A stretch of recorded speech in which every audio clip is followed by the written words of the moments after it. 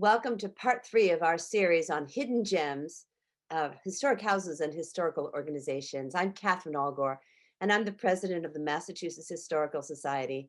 I'm really pleased tonight to share the screen with some of our sister historical organizations. Well, it is the season of gratitude, Thanksgiving, and I have a lot to be thankful for. I'm thankful for you all out there. We have big audiences these days, and I know that some of you are friends of longstanding who've made that shift from in-person. So welcome again. Thank you for tuning in.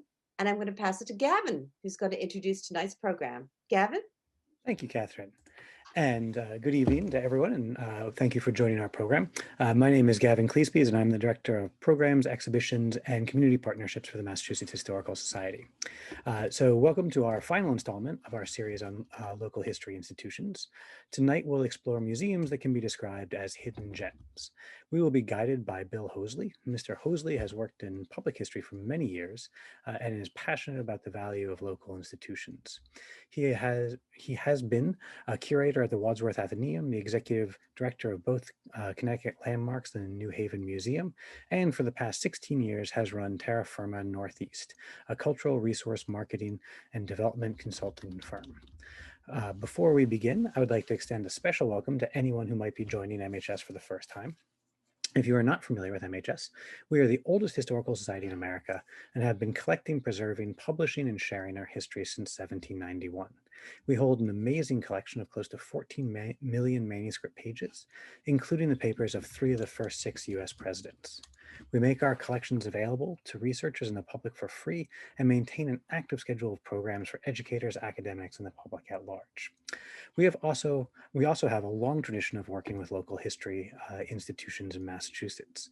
Prior to COVID-19, we had a tradition of hosting a reception every summer for all the history organizations in Greater Boston. And since the pandemic, we have partnered with 14 local institutions for virtual programs. We value these connections, and we hope that local organizations will think of us as partners once we are past the pandemic. We make our collections and our online programming available for free, but as Catherine said, we are only able to do that thanks to the support of our members. We are not a part of the Commonwealth of Massachusetts and are not supported by tax dollars.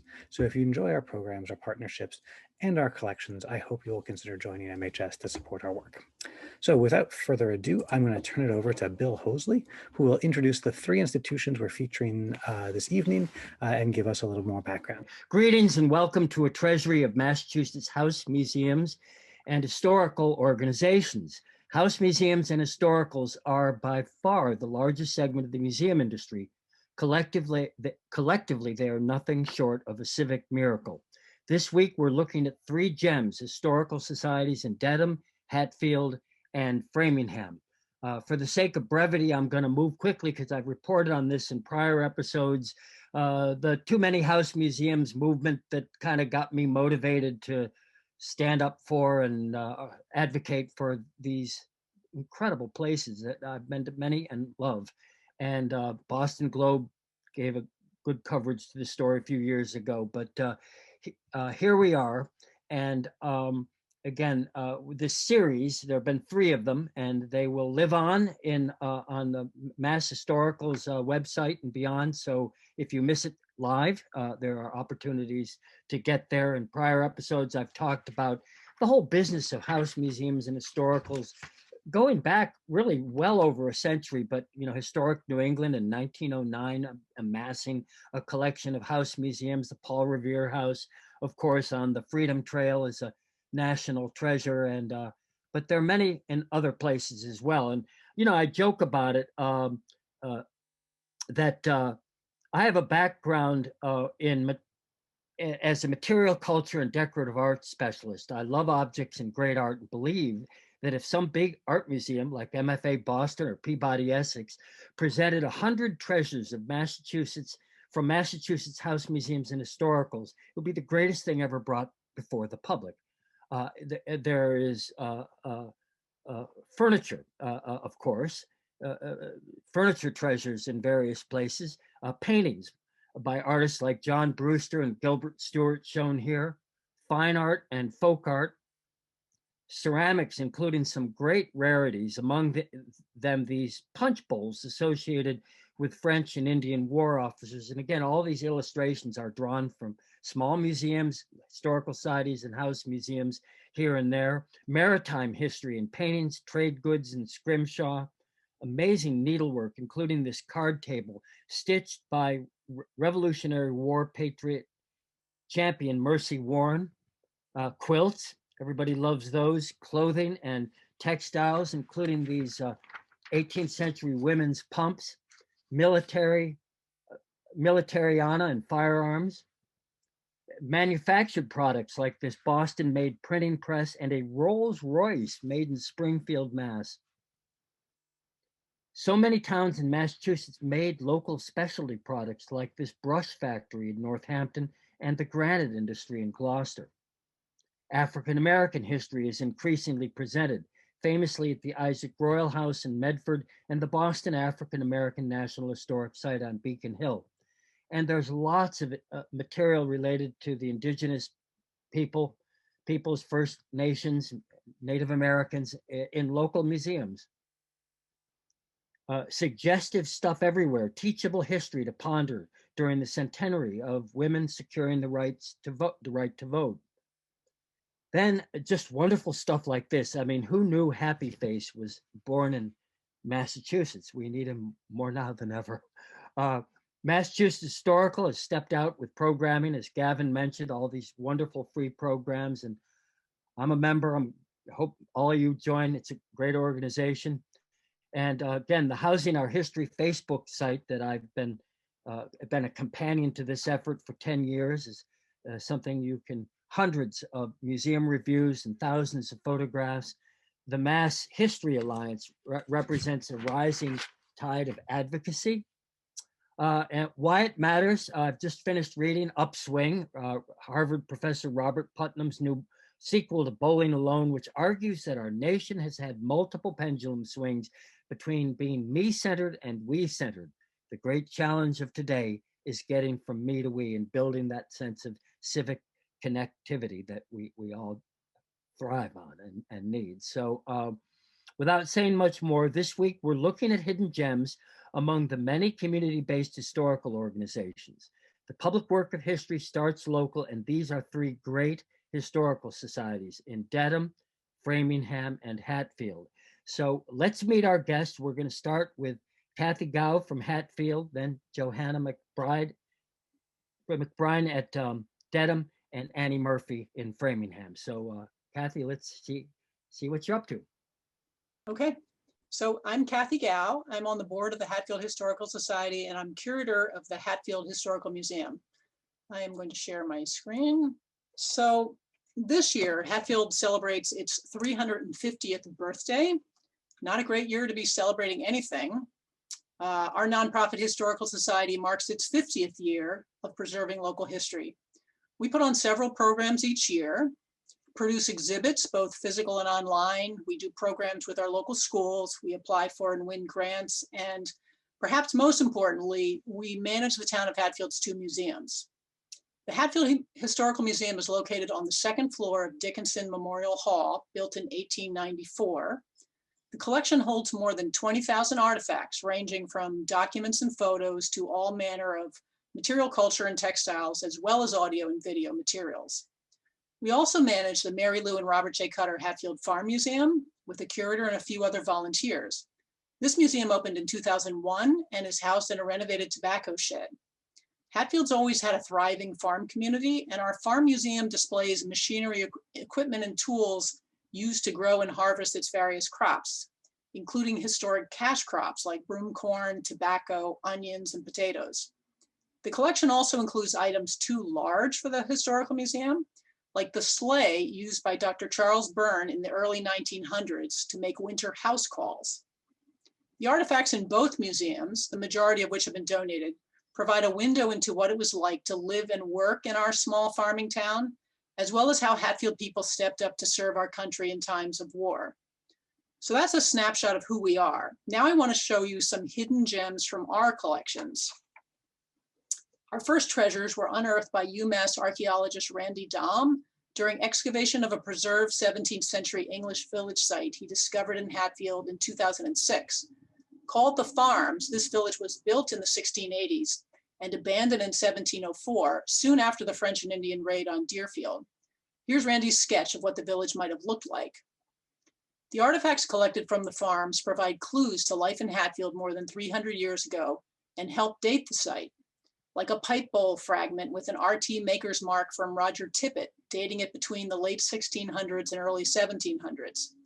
Some artifacts tell us about wealth and connections, like an apostle spoon finial and shards of window glass found on the Bardwell lot, when most frontier homes still used oiled paper. The spur strap buckles tell a story too. In peacetime, oxen were typically used for farm labor, but during the Indian Wars, horses were key for fast reaction of the mounted militia. According to Randy, all of the farm's men were members of the local militia. Next, one of the museum's most historic documents is a letter that was hidden for many decades in our collection. It was written in March 1704 by Hatfield militiaman Samuel Partridge, just a month after the February 29 raid on Deerfield. Thought to have been sent to Connecticut Governor FitzJohn Winthrop, Partridge describes seeing the light of Deerfield houses burning before Hatfield citizens rushed north. He gives a firsthand account of the raid, which he believed was divine retribution for a sinful populace. How did this letter turn up?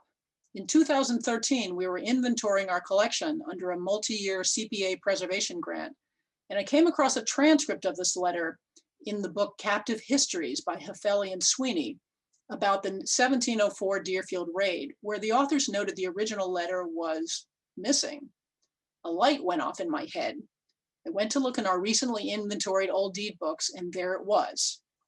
You might think that archaeology only happens outside with the excavation of buried sites, but sometimes historical treasure can be buried within a collection. That's why inventories and digging into collections are so important. Like this item. This vellum-covered account book belonged to one of Hatfield's first settlers, stonemason Samuel Billing. It's one of the collection's most important treasures. From its earliest entry in 1686 through its final notations in 1712, the book gives a meticulous record of Samuel Billing's dealings with the residents of Hatfield and neighboring communities. You can view the original account book on the Hatfield Historical Museum's Digital Commonwealth site on archive.org. It reveals much about the lives of Hatfield's early settlers, their occupations, how they paid for goods and services, the crops they planted, what they ate, where they traveled, and more. But getting to that understanding from the account book is not easy. To make this wealth of information more accessible, Hatfield Historical board member George Vakula transcribed the book. He then created a detailed spreadsheet available in the Hatfield Historical Museum, which chronicles Billing's business with fellow settlers. Visitors to the museum can use the spreadsheet to search for people, places, dates, and transactions. When we reopen to the public, come see us and check this out. The next two items are from the Revolutionary War, about populations we are just starting to learn about. The first is the Powderhorn of Hessian soldier Henry Wilkie, donated by his grandson Charles. Wilkie fought for the British under General Burgoyne and was captured at the Battle of Saratoga in 1777. As a POW, he may have escaped custody and landed in Hatfield, or he may have been paroled to local farmers. Whatever the case, he was the first German-born immigrant to settle in our town, where he raised a family, started a business that produced brewer's malt, and became a well-respected member of the community. Our collection also includes a record book from his business and a number of family deeds. Like the Powderhorn, this item holds mysteries as well. It wasn't until we were preparing to contribute to the Pioneer Valley History Network's Revolution Happened Here website that this little rumlet began to tell a story. We dated it to the Revolutionary War and learned soldiers often carried them. One book in our collection, Patriots of Color, listed two enslaved African Americans from Hatfield, Asahel Wood and his brother Eber, who had run away from their owner, Captain Elisha Alice, to fight in the war. Another book, A History of Hatfield, by Daniel White Wells and Reuben Field Wells, listed 127 patriots from Hatfield who fought in the Revolutionary War, and only one whose initials matched those carved into the rumlet, E.W. Could it be that this little cask belonged to Hatfield African-American soldier Eber Wood? We may never know for sure, but it gives us a starting point to dig into the lives of the Wood brothers and may represent the only known artifact in our collection that belonged to a man who lived as a slave in 1700s Hatfield. Most of these items so far belong to men, so here's an item that showcases the work of 4 women spanning 153 years. The only reason we know how this 6.5-foot long piano scarf came into being is because the last woman to be involved recognized the contributions of those who came before her. The flax was spun by Mary Hastings Waite in 1820, and we have 2 hanks of flax in our collection, ID'd to that same Mary circa 1810. How cool is that? The scarf was woven 4 years later by Content Hastings. 92 years later, in 1916, Mary Wade Alice Hurlburt took the designs of Hatfield gown maker Rebecca Dickinson from the 1760s and embroidered them along with the names and dates of the 4 women on the beautiful runner we have today. So all you women out there who think you're being modest by not putting your name on things, you are being lost to history. This next collection showcases the World War I service of Hatfield farm manager Marion Billings as a Red Cross canteen worker in France in 1918 and 19. And we know about it again because she put her name to things and her family saved and donated the items. The heart of the collection is Marion's wartime journal with her firsthand reports of serving the soldiers. But what makes the collection so rich is that we also have her photos, her passport, the canteen uniform she made herself, and even the dress she wore to the Victory Ball after the war. This collection is currently on display in the Hatfield Historical Museum, so again, when we reopen, we invite you to come see it. This next item is a collection of business records for a manufacturing company that existed in Hatfield for 90 years, shipping its lathes as far away as Tokyo. But all of it would have been lost without a few history saviors. When developer Richard Ressia purchased the building that once housed Hatfield's Porter McLeod machine shop, he found dirty boxes of old business records in the attic. Rather than tossing them into a dumpster, he donated the records to the town of Hatfield. They were next saved by a Hatfield Historical Commission member who rescued them from the collapsing town garages and stored them in his own outbuildings for 10 years. It is because of them and the grants we received from Mass Humanities and Mass Shrab, plus a work of volunteers, that we were able to clean, inventory, evaluate, and preserve these records dating from the 1880s to the 1920s. Then we signed up Robert Forant, Distinguished University Professor at UMass Lowell, as our scholar in residence to analyze the collection and write about the company's regional role. Here's what Bob said about first seeing the collection. I found a completely boxed set of company records that were brilliantly archived and indexed with a finding aid, all the things that most historians dream about finding. He turned out to be the perfect person to bring the story to light, and he wrote a great history of the company for the Historical Journal of Mass. And last up, we wanted to show you something from our Farm Museum collection that is truly Hatfield and recognizes our history of innovation. In this 1918 photo, perhaps from the 3-County Fair, 23-year-old inventor Pius Levitt Wright and his brother and business partner Paul, both of Hatfield, are showing their first product, the tobacco lath pulling machine that Pius designed. Often Pi built machines for individual farmers, but he patented others, such as his onion and potato bagging and weighing machine. He also invented the first mechanical cucumber pickers in Hatfield. No matter which crop it was, farmers from Hatfield and local towns looked to Pi's machines to help them farm more efficiently by cutting labor time and costs. Those are some of our prized items, and recently we've received some exciting new donations, including a collection of deeds from the 17 and 1800s, 2 schoolgirl samplers, and a treasure trove of more than 200 late 19th century glass negatives from Hatfield photographer Louis H. Kingsley. This is one of them. But it's not just material culture and archives that we collect and preserve. We also believe it's important to collect oral histories, like in our virtual exhibit about Hatfield's Vietnam War veterans, which opened last spring. Currently, we're documenting townspeople's experiences of living through the pandemic. We're also soliciting stories and photos from anyone who's worked tobacco in Hatfield to be displayed on our Tobacco Stories site. You'll find links to all 3 online exhibits on our website. To accomplish this work, we have a dedicated board of directors, a small group of volunteers, myself, and a collections assistant. We could not have accomplished all this without the support of our town through our Community Preservation Committee, our Historical Commission, and a community that cares deeply about its history. Our goals include expanding our school programming and our social media engagement, documenting our town's farming history, and building a robust volunteer corps, to name a few. All sounds great, right? Here's our challenge. Now that we've realized we can no longer manage and share these collections on a purely volunteer basis, we need to become financially sustainable in a way that will let us continue our preservation and public education efforts. To do this, we've started an endowment campaign. If you're a person who wants to save history in a place where you can make a big difference, please consider supporting the Hatfield Historical Society. Many thanks to the Mass Historical Society and to Bill Hosley for this opportunity to share our story and for this great series. Thanks. Thanks, Kathy. So Johanna, you're up next. Thank you very much. I'm going to share my screen. Again, thank you very much my name is Johanna McBrien. I'm the director of the Dedham Historical Society and Museum. And I'd like to, again, give my appreciation to Mass Historical Society for hosting this program and to Bill Hosley for selecting the Dedham Historical Society and Museum to be one of the featured museums here. We're in good company. And I will refer to our organization going forward as the DHSM because the full name is quite a mouthful.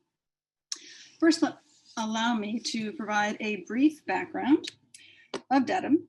In 1636, the General Court of Massachusetts issued 200 miles of occupied land to the earliest English settlers of Dedham. The original footprint of Dedham rested on Massachusetts and Wampanoag territory. The town and the Dedham Historical Society retained 7 land deeds from the 17th century between the Native Americans and the settlers, as well as the state. The large territory has since become 16 different communities, as you can see in this map here. You may recognize one of your towns or whatnot, may not have realized you're once part of Dedham's original land grant. The DHSM was founded in 1859. The brick building at 612 High Street was erected in 1888 on the site of Dedham's first post office and on land bequeathed to Hannah Shuttleworth, who was the daughter of Dedham's first postmaster. In 1965, an addition was put on the back for another gallery and archival storage. The historic building is one of the oldest purpose-built historical societies in the country. It houses an important collection of archives, and the latter of which are among the most important in New England, and an important collection of objects. To give you a quick sense for some of the items in the collection, I'll now give you a brief overview. This chair here is actually the oldest dated piece of furniture in America. It's extraordinary when you think about it that we actually have this here. It's dated 1652. Now it's not the oldest piece ever made in America, but the oldest piece with a date on it. And it's really a wonderful object with the crest on the top, reminiscent of what you see in cemeteries at the same time on gravestones. It's part of a group, which you see in the lower right. We purchased in 2019 the chest in the lower right, attributed to John Thurston, who was also attributed to making the chair. And then the chest to the left by John Houghton is shared by us and the Fairbanks House. And the chair behind it, also made by the same fellow who made the chest in front of it, which is on the left-hand side by both of them by John Houghton. To our knowledge, this is the only 17th century group of furniture where we have duplicate examples of a chest and a chair made by a master and apprentice. It's really quite extraordinary. We also have many portraits of local residents. We have Gilbert Stewart on the left, and we also have lots of portraits by local artists of local residents. In the center, Lillian Westcott Hale. We also have her palette and paintbrushes and many of her other paintings and drawings, and also some by her husband. Also works by Alvin Fisher in the upper right. He also produced lots of landscapes, and Bill has attributed him to being one of the first, if not the first, Hudson River Valley School artists. He painted there as well as in Dedham. He lived in Dedham. We also have examples of, in lower left, you'll see Deborah Ames. She was one of the many local residents who were also painted and in the 18th century. And we also have in the center here, you'll see lower center, a hatchment, a coat of arms that is one of the few surviving that was actually brought from England of the Avery family. And the lower right, another local artist, Charles Mills. And this is of the Shuttleworth house before. This is where the building now, our museum now stands. The importance of our collections are recognized beyond Dedham. You'll see in the upper right, for example, bell, which is by Paul Revere. It was one of the early bells he actually made in Boston prior to moving out to Canton, his manufacturer, rather, bell manufacturing. And it has been in a traveling exhibit on Paul Revere, which closed recently, most recently at the Worcester Art Museum, and the bell will be returning to us after being away since last August. To the right of that is an astronomical shelf clock by Simon Willard, very rare. It's only one of two known. The other's at Winterthur, and this one is in a more complete, even though a little tired looking, it's actually in untouched conditions. It's rather extraordinary. Then lower left, we have the silver box by local artisan Catherine Pratt. And this is on loan to the Museum of Fine Arts Boston in an exhibit on arts and crafts silversmiths, metalsmiths rather. And we couldn't talk about Dedham without mentioning Dedham Pottery. The original Dedham Pottery sign you see in the center. Hugh Robertson was on the upper right, was the genius behind the pottery. And we also have an example on the left of showing one of the many Chelsea ceramic wares. This one with the white crackle that he then later used in his Dedham Pottery along the lower, which you see examples on the lower section. The archives are extraordinary, as I said. We have many variations of materials, from deeds, letters, patents, you name it, we have it, maps, newspapers, lots of photographs, recorded items, just extraordinary, going back to the 1600s. I show the image on the lower left of two brothers who came from Midwest to find information on their family, and were thrilled that they found a document from the 1630s from one of their descendants. We have people from all over the country, when we're open, of course, coming to use the archives. Whenever I travel, I always find people who have connections to Dedham. It's extraordinary how far-reaching the Dedham connections are. Again, makes sense considering it's such an early town. We have a lot of school records in the photograph in the upper left is a fun image with the mustaches. Dedham was the place of the first publicly supported with taxes school system in the country, voted in 1644. The right-hand side is a wonderful image of one of the mills in Dedham, showing all of the mill workers and the owners or the overseers in the center. You can't quite see them in this image. Far away, and then we also have images of the everyday and the working person in the lower right. One of the sewers actually being installed, and then we have lots of images of Dedham, and as you can see here at the middle section. So there's just so much in the archives. It's truly extraordinary.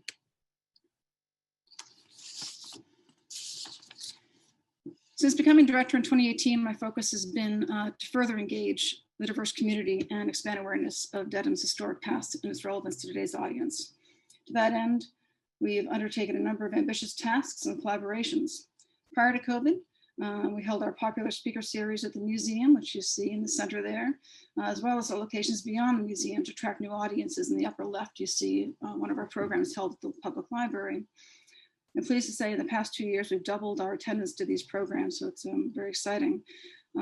We also started our first webinar in place of the speaker series, and that started last month in October. And in November, just last week, David Hall of the Harvard Divinity School spoke on early religion in Dedham, as you see in the lower left section. And we were delighted when nearly 440 people registered for this. It was a fantastic talk and very engaging conversation, Q&A afterwards. And last year we held the first symposium that the Historical Society in Dedham period, in collaboration with 5 other organizations. It was a program, as you can see, Water in Dedham, Past, Present, and Future. And we worked with as you can see in the lower section, Dedham Sustainability Advisory Committee, Environmental Department, the Civic Pride, Dedham Land Trust, and also the one of the local schools. Some students came and showed some scientific projects they've been working on for years, et cetera. So it was great programming, very successful also, which was lovely. We also provide educational programs. Each year we invite 3rd graders from 4 of the 4 elementary schools to come to the DHSM to learn about their town's history. In the upper left, we see them having lots of fun at their teacher's expense, where the archivist was showing pictures from the yearbook and the teacher's yearbook, high school yearbook picture. So we're going to be trying to make connections of then and now to make history real for people.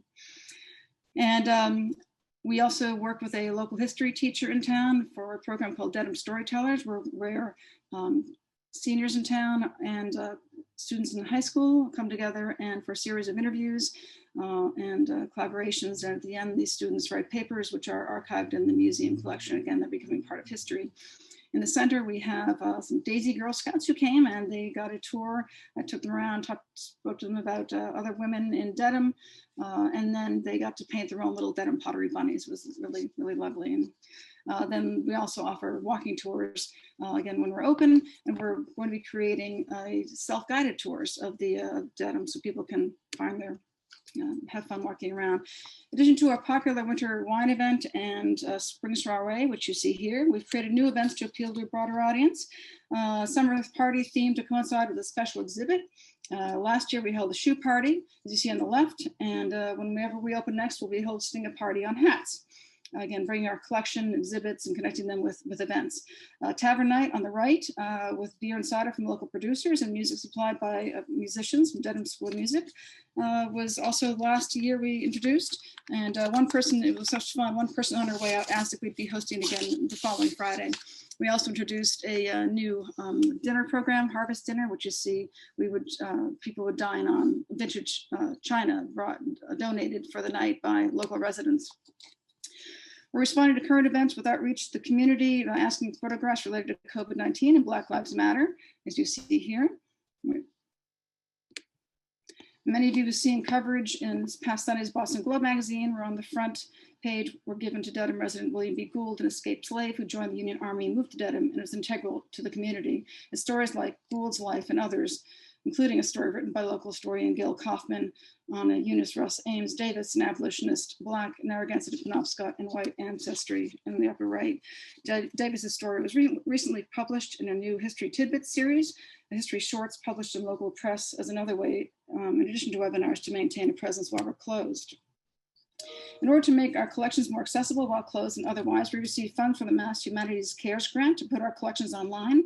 We're working on this behind the scenes. We also received a grant from Dedham Savings to build a new website, which will start next spring. And we're very fortunate to receive important funding from the state to prepare a strategic plan, which we're currently working on. Funding is also being used for 2 feasibility studies to determine, I'll show you a picture, to determine cost of making the historic building handicap accessible, update the archives and mechanicals, renovate the galleries, and rethink how we interpret and present the history of the town. We've worked with members of the community on both committees and in community and conversations, and these projects have been a wonderful way to gather interest in what we're doing and the important stories we can tell. We're also publishing our first book in decades, a book on Civil War letters between 3 brothers on their war front and their mother back home in Dedham, a project undertaken by one of our board members and the past director. Our committee has worked diligently to see the book through, and it'll be available by December. And in closing, I'd like to say we're very busy, as you can see, and we'll continue to forge ahead. It's really exciting to work at such a marvelous institution with wonderful board and staff. We're small staff, but we do a lot because we have a great organization. The collection deserves local and national attention, and we're working to expand our audiences. This is being recognized through our current annual appeal, where donations have doubled from last year in recognition that we are unable to hold fundraising events, but also I'd like to thank in support of all that we're doing. We hope you'll join us in our efforts, and we thank you for the opportunity to share this wonderful museum collections in town. Please visit dedhamhistorical.org, considering becoming a member and supporting our organization and attending our events. Thank you very much. Thank you. Wow. Okay. Okay, here we go. Okay, everybody. Hi, I'm Annie Murphy. I'm the director of the Framingham History Center. And we are located in 3 buildings on the Framingham Center Common. On the left is the old Academy, which is dated 1837. On the right, on the top, is the Village Hall, which was the town's third meeting house, and it was built in 1834, and it is currently a banquet facility. And the city of Framingham just invested a large amount of money to get an elevator, make it handicapped accessible, and do some restoration. And at the bottom is where I am sitting now in the Edgell Memorial Library, a 1872 memorial to Civil War soldiers, as well as the city's first freestanding library. I wanted to mention these three in that we currently have 50-year leases on these buildings. We are 10 years into those leases. And we have, since we've signed the leases, we've raised and or advocated for over $2 million in funding to stop their demolition by neglect. New roofs, restored windows, repointing, painting, etc. I'm trying to go to the next slide. Oopsie, sorry. I have a quick story to tell, and that is we've sealed the envelope on these buildings, but on the inside, we didn't want to invest until we had a vision for how to make these buildings work in concert. So I, 2 years ago, received funding to bring in 10 museum directors from the area to help us with a day of visioning, to help us look at these spaces and give us some advice on how they would utilize the space. So we had people, the directors from the Concord Museum, Historic Beverly, Historic Newton, the Discovery Museum. It was a fabulous day. And I have to say that they were all so impressed by what they saw in our collection. And they said, we heard over and over again, "This is Framingham?" And we were like, yes. So in the wrap up, they said, one of the things you need to do right away is you need to have an exhibit of your top 10 artifacts. And everybody in Framingham should know about these, and they should know the stories behind them. So we did just that. We launched Framingham's Top 10, and here is the gallery area in our Civil War Memorial Library. So these were the stacks, and it's now our exhibit gallery for our revolving exhibits. This is the Top 10 exhibit. We had to close down. We opened it in last November, and we closed it down in March, and immediately our curator got the exhibit up online, and we had 10,000 views in the first month that it was online. It's really a fabulous exhibit, and I hope you all will visit it. I'm going to take you through some of it, but there's much more to explore with each of one of these pieces. So one of the things that we did was we wanted to engage the community in choosing the top 10 artifacts. So we put 19, we selected 19 objects for the community to choose from, and we heard back from about 450 people. And we gave them a choice. They could choose their top 3 items. And so we call these the community picks. And one of the first was the 1656 Native American deed. And the second is the 1764 bill of sale for a 2-year-old enslaved child named Phoebe. And I was really thrilled to see that these 2 pieces were chosen by the community, because the 2 histories intersect. And we are we've just hired a scholar to really pull together, to reinterpret the stories of the Native American and African American histories in Framingham. So that's very exciting. We have programs that relate to each one of these 10 pieces. We've already done 5, and we have 5 to go in 2021. But there will be programs on both of these pieces that we're very excited about.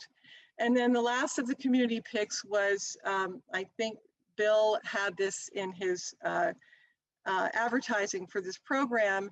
It's the 1808 watercolor done by Colonel Daniel Bell.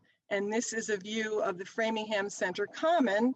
And I think it is the quintessential image of Framingham's history. When you go online, you can literally hit on the people and the buildings, and you will get a history of all of those things. It's really quite ingenious. We have a fabulous curator.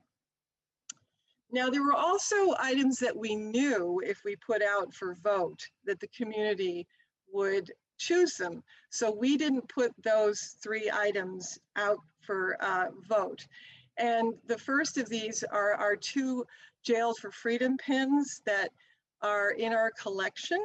They are pins that belong to Josephine Collins and Louise Parker Mayo, and they were awarded by the National Women's Party for these women's work to get the vote. The first, Louise Mayo, was down protesting in front of the White House in 1917, and I had no idea until recently that was the first time anybody ever protested in front of the White House were the suffragists. And then in 1919, Josephine Collins was in front of the Boston State House, and she was spent some time in the Charles Street Jail. So the fact that there are apparently 5 of these pins in the public domain, and we have 2 of them, and that we have 2 Framingham women who were jailed for the vote is quite extraordinary. So on August 26th, the 100th anniversary of the adoption of the 19th Amendment, we had an event out in front of the edge of the library in what is now called Mayo Collins Square.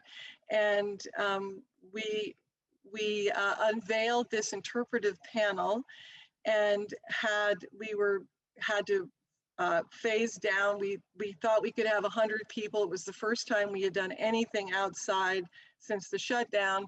We had 50 people. It was a fabulous day. It was so nice to be with people. And we had Senator Spilka, we had our state reps, historians, and actually the great-grandson of Louise Mayo drove up from Virginia to come and speak to the group. It was really a wonderful day. So, and then of course, we knew that if we put anything from Dennison Manufacturing Company, that would totally get the top votes. So we have a display of Dennison products. If you're not aware of Dennison, it was for over 100 years, it was the major, besides the General Motors plant, it was a major manufacturing plant, and everybody knows somebody or is related to somebody who worked at Dennison. And we've had a huge exhibit on them, and it's wonderful history. And then there's Shoppers World, another favorite among our population and beyond. This is actually the original sign from 1951.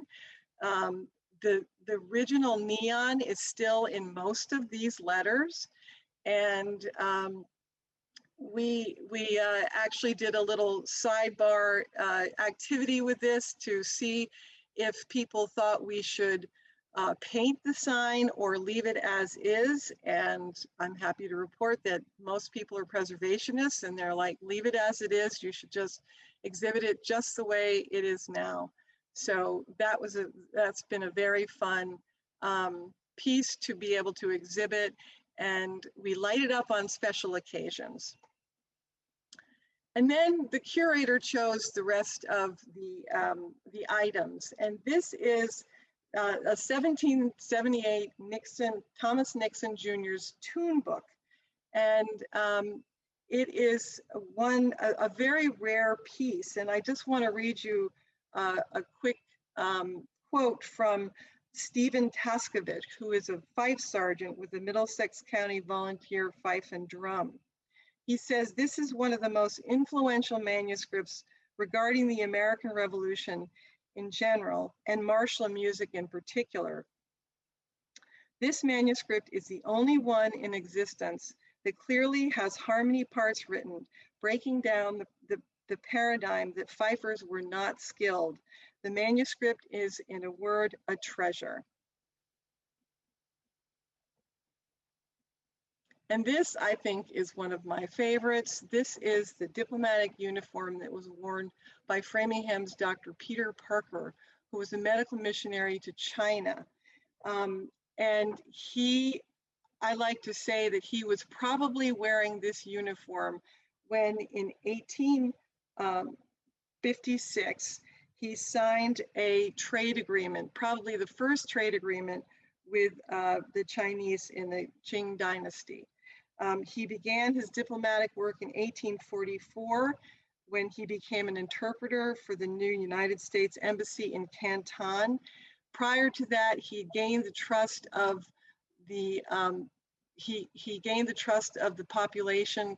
He operated on people. He did like 6 or 7 cataract surgeries a day. He worked incessantly.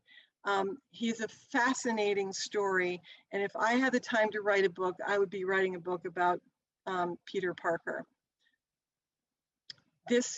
When we pulled this uniform out, it was totally moth-eaten.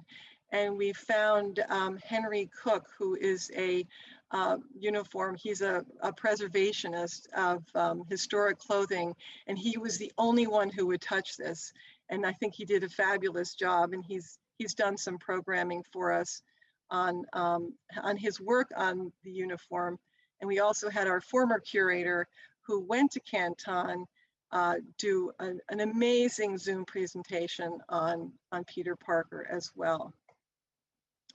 And this is the bust of General George Gordon, our Civil War general who grew up in Framingham, went to school at the old academy, and lived in Framingham until he died, came back here after the war.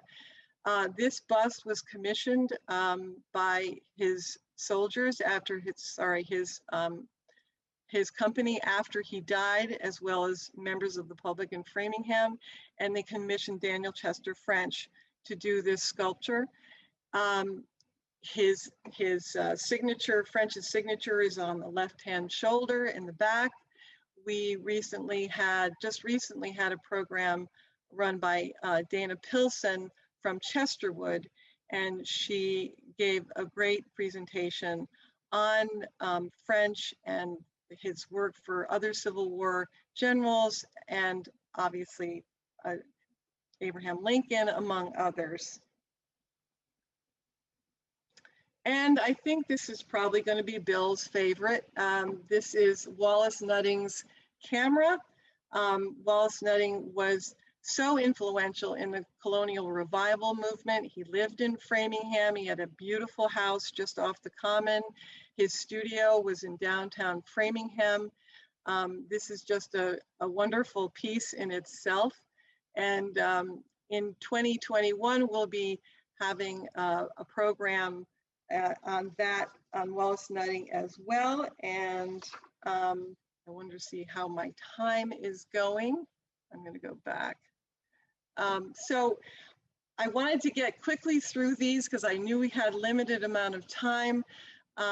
So I thank you all for participating in this program. The Framingham History Center is alive and well. We have an amazing staff. We just had a house tour, a virtual house tour that we ran in conjunction with Media Boss, a local videography company. We had 741 views. We sort of kind of pulled this together after everybody was so disappointed when we couldn't do our in-person house tour. So that was pretty amazing. And we put together the programs that we've already run on these top 10 items. We put them into a program package last year, which I think was ingenious because we were charging $5 a program and it was such a pain to go in on PayPal and do all that. So for $25, if you were a member, you could see all of these programs, and you can go back and see them if you might have missed them. $50 for non-members, and we're going to do the same thing in 2021. We have 6 programs lined up, and it's very exciting, and a lot of them will be on these top 10 items. So we have a very engaged membership, and we also have an amazing Facebook page. We have sometimes we get 5,000 views from people, and I would just encourage you to follow us on Facebook, join us as members, and thank you very much for listening, and have a wonderful Thanksgiving. Great, thank you. So if you want to stop sharing your screen, we can move on and take some questions from the audience. So Gretchen, who incidentally is a MHS regular, wrote, Kathy, how do you manage your oral history projects? Do the staff manage volunteers who talk to the folks? Are you using technology? So that's probably a longer answer than there's time for today, but it really depends. In my former life, I did collecting oral histories for work. So for instance, our Vietnam Veterans Project, I kind of managed that project, and we got volunteers from the community who we thought would be good to be other volunteers, and the American Legion volunteered the space, and we had already gotten some equipment, but we got equipment through the grant. It was a grant with Mass Shrab. So if you have any interest in interviewing veterans in your community, I think that grant for this particular year has been put on hold, but hopefully they will do it again. And I think that was a great way to go. Great. So there was a question from Eva Jane, who wrote, for Framingham Historical Society, did Dr. Peter Parker know and or have dealings with the Forbes brothers of Milton, who were involved with and made their fortune in the China trade? So it's interesting because our former curator, Dana Dauterman-Ricciardi, also worked at the Forbes house.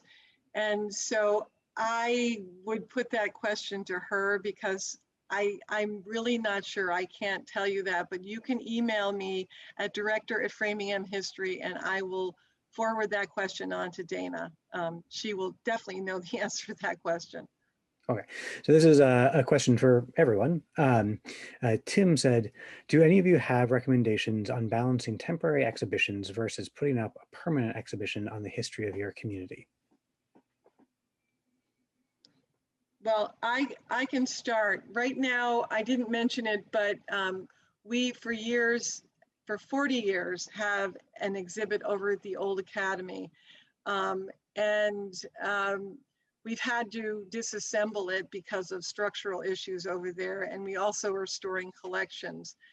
And I have to say that this virtual concept of being able to create virtual exhibits is almost liberating, in that we can do our annually or biannually, we can do revolving exhibits in the Edgell Library, and maybe going forward we can rely on virtual exhibits so that we don't have to have a standing permanent exhibit. I don't know if that helps. Joanna, do you have thoughts on this? I was recently in your museum, so I saw that there was some stuff being moved around. Actually, I was just answering another Q&A, so I'm sorry. What was your question? I'm seriously typing, responding to people. Sorry, the question is, do you have any recommendations on balancing temporary exhibitions versus putting up a permanent exhibition on the history of your community? Well, we're actually, as part of the feasibility studies, we're working with NIGA Design and Matt Kirchman to reinterpret, not only reinstall, but reinterpret the main gallery and also subsequent where I am right now. And that will be a combination, because right now we have just cases along the side of the wall and then a back room. And so those cases will all be removed. We're going to put permanent exhibits in there, but we're also going to make sure that there are parts of it that we can change, because we have to have rotating exhibits in order to continue to get people, to see different things. So it's going to be a combination of static as well as things that we can change, changing exhibits, and also be able to change some of the items that are in the permanent exhibits. So kind of fluid, if that answers your question. Great. So we have a question for Kathy.